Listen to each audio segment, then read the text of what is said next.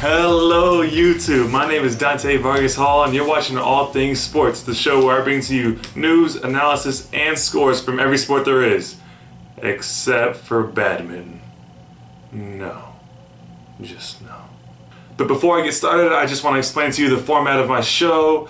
I will cover maybe 4 to 5 topics per day, and all of the pertinent information will be scrolling across the screen right here on this nice little orange and blue ticker we have going on. But as far as uploading, I'll upload every Tuesday, Wednesday, Thursday, and Friday. Can't do it on Monday, I got class. But yeah, that's pretty much it. Let's get into it. So for my first story of the day and my show, I want to talk to you about Oscar Pistorius. Early this morning, Mr. Pistorius was found not guilty of premeditated murder or the lesser charge, murder. Now remember, the judge is also the jury in South Africa, so she is the only one who will determine the fate of Mr. Pistorius, and will also determine sentencing if he is convicted. The judge adjourned court early today in order to allow herself more time to deliberate, even though she already took a recess to allow herself more time to deliberate. So I'll keep you posted on whether or not he is convicted of culpable homicide, and yeah, let's move on. For our second story, we have to talk about Ray Rice, the Ravens, and the NFL. This story epitomizes the snowball effect, as Roger Goodell and the league could have avoided all of this outrage by simply handing down a proper punishment of at least half of a season for Rice's first-time offense. However, they keep getting caught off guard over and over and over again. This story isn't even about Ray Rice and domestic violence anymore, but rather the integrity of a league that lies to its fans.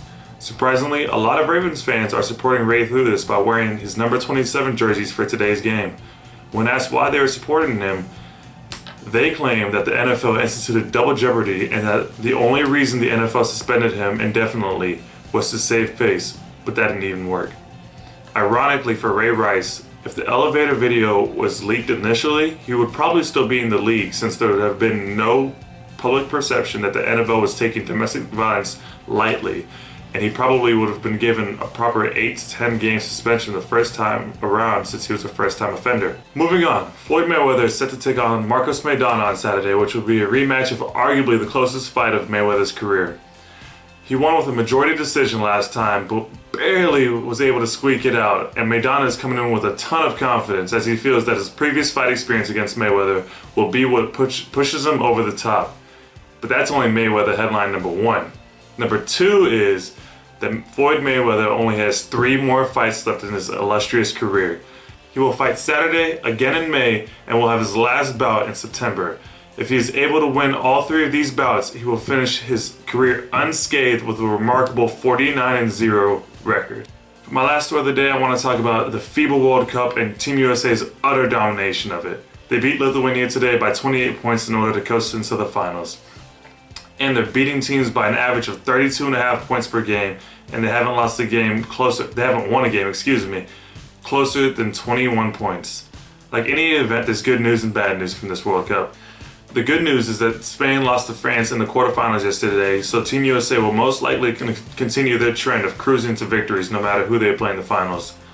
The bad news is that Spain lost to France yesterday in the quarterfinals, which ruins the most intriguing matchup that we were going to have all tournament.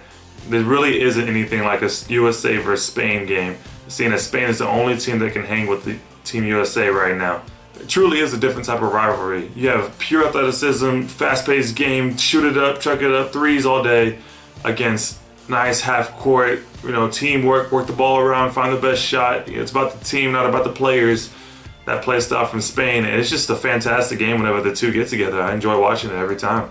And even more bad news is Derrick Rose. I'm not sure what's going on with Derrick Rose, but he's still not looking like Derrick Rose.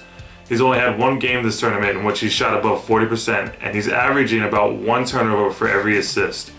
But maybe he's just trying to trick the league into thinking that he's not back to 100%, so that when he does turn it on in the regular season, he'll look even more freakishly athletic.